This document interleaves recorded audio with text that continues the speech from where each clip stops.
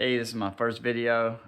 It's a story of that I'm going to tell today of addiction and supernatural healing.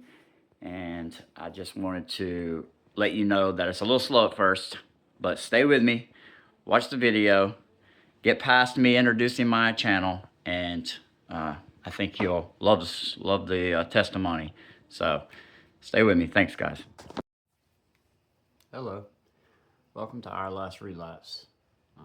This channel is a kind of project of sorts where I myself, who is in recovery, along with my wife, we will be diving into the daily struggles of parenting, marriage, recovery, addiction, family issues in general, and just all kinds of things, life from a Christian perspective, walking with Jesus.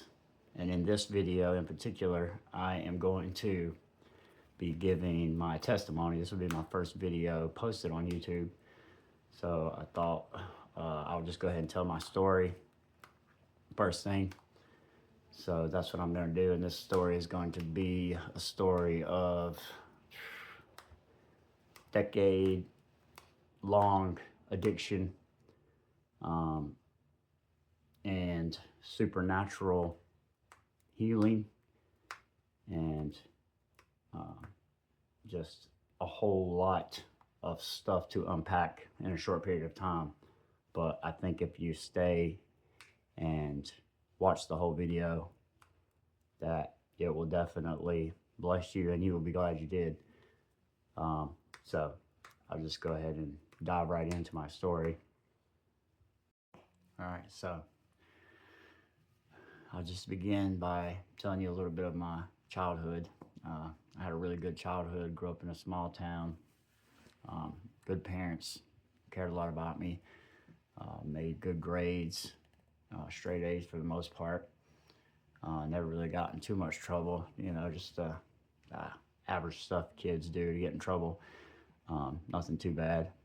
But anyway, so when I was 15, I was playing American Legion baseball, and I got hit in the mouth with a baseball. I got some of my teeth knocked out, broke off actually, and got my first taste of pain pills. And, I was never a drug user or really a drinker, especially early on in my teenage years. And but I did always feel kind of like an outcast. I was never really comfortable in my own skin. Even though, looking back on it now, I know people accepted me for who I was, and I had a lot of friends. And in a sense, I guess I was popular. I never felt popular. And no matter how many people I was surrounded by, I always felt like an outcast. So what those little pills did for me was give me a sense of confidence and a sense of belonging. And they just, it was like a fix-all, there was no emotional pain. There was no physical pain, just a warm, fuzzy feeling that I really liked. I didn't become addicted to them at that point, but I did go on, to start to drink a little bit in high school when I got up to my junior and senior years. And then on into college, I started drinking a lot more, smoking weed, things like that. And I did some experimentation with other drugs, but I never, got addicted to anything. But there did come a point into my life when I had finished college and I was working in the hospital, and I got hurt again and started taking pain pills again. It just so happened to be at a point in my life where I had been with a girl in the hospital, and she had gotten pregnant and had an abortion. And there was just a whole lot going on in my life, and it was like the perfect storm to where, those pain pills became a Band-Aid for the pain that I was dealing with that I didn't know how to deal with, and instead of just a social, fun thing. And I crossed the line into dependency after taking them for so long. which I was very ignorant about, surprisingly. They do DARE programs in school in like, what, second, third grade. Yeah, I didn't remember all that. I had no idea that you could get dependent on a substance and your body would actually be physically sick without it. So that started my roller coaster ride when I woke up sick one morning, not having pills, and didn't know what was going on. But anyway, to make it a long story short, pills got too expensive. I lost everything I had, my career, my job, anybody who trusted me. So, of course, like you probably hear most opioid addicts say, went from pain pills to heroin because it was cheaper. It was easier. You got more bang for your buck, no pun intended. And started a long heroin addiction, a long, rough heroin addiction that led me to, selling drugs to support my habit, and a whole lot of shady stuff that I was not raised to be involved with. So, yeah, there you go. Anyway, I ended up in rehab here and there a couple times. I went to a couple secular rehabs. Would get sober for 6 or 9 months. Wouldn't really stick. But I went to a place called Heroin Ministries. About my third rehab I went to. And I had grown up in church and I knew about Jesus, but I didn't know Jesus. I never had a personal relationship with him. I didn't really understand what all that meant. It was just something I had done when I was younger, going to church. And I learned some Bible verses and some scriptures at Vacation Bible School when I was young, But other than that, that was pretty much the extent of my Christian walk. Well, in this Hebron Colony Ministries rehab I was at, I met a little guy. His name was Adrian, and he started showing me how to pray, and we started doing Bible studies together. And we would go every day after lunch. We had an hour-long break before we would go back to work. And we would go to our room, and we would get down on our faces, and we would pray. Well, the biggest part of my prayer was, I would ask God and plead with him. For about a month straight, I did this, asking him to please give me a sign, to show himself to me, to prove himself to me that if he was real, and I was going to sell out on this thing and be healed and, leave this life behind, this life of adrenaline and excitement that I just couldn't seem to escape, that I needed proof. So that's just the kind of person I am. I needed hard, cold proof, evidence, something that I couldn't deny. Well, God being God, and him knowing what I needed, he gave me just that. So one night we were in the chapel, and there was a pastor that would come and talk to us on Wednesday nights. R.D. Hodges was his name.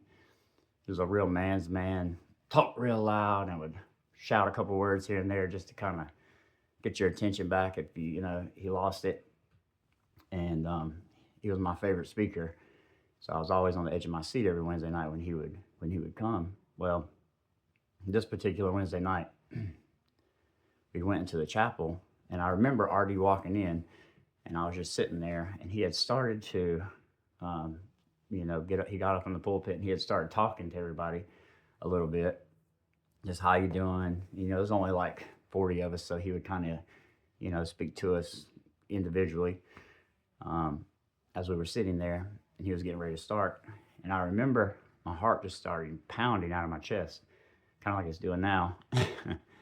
It just started pounding it out of my chest, and I remember my vision slowly fading black, and I couldn't hear anything. Like the sound went away, everything was just gone, and all of a sudden I was out of my body and in this, I don't even know what to call it. It was like I think it was the river of life is the way I describe it. If you could put the river of life into a place and describe it, because I literally remember just kind of floating, and the colors were so vibrant and just blow your mind. You can't really describe them, and they were just permeating all through me in every direction, in every angle, every side, every way they could come through me, they were. And with each one of these beams of light and color was a beautiful emotion, like love, hope, joy, peace, just the most euphoric feelings that anyone could ever have, far better than any drug I had ever done. And mind you, I had been sober up for about 9 months up to this point. So, I hadn't even had an ibuprofen. So I was completely in my right mind, more than I had been in a long time. And, oh man, just what a beautiful experience. And the only thing I can say is that I was in the presence of the Lord. Did I see his face? No, of course not. Did I even see a man? No. But I just knew that I was in glory. And it seemed like maybe 2 or 3 seconds, seemed like a very short, just this is what it tastes like. This is what I'm all about. All right, see you later. And so I remember slowly being able to feel my hands again. I remember like the heartbeat sensation coming back into my body and me being able to be aware of that in my hands. And slowly my hearing came back. I could start to hear Artie's voice again. And then my vision was last, I think. Slowly my vision came back. Mind you, my eyes weren't closed or anything, and it was just black. And then all of a sudden it kind of faded back in to sitting in the chapel. And I just remember tears, streaming down my face. And I remember raising my hand. And Artie was like, yes, sir. What's, young man, Aaron, what's on your mind and heart? And I stood up and I had to thank Jesus. I mean, I was just warm tears coming down to my face, and I was just thanking Jesus on like autopilot. It wasn't anything I was thinking about doing. It was just an automatic response. And I wasn't the one to want to get up and talk in front of people at all.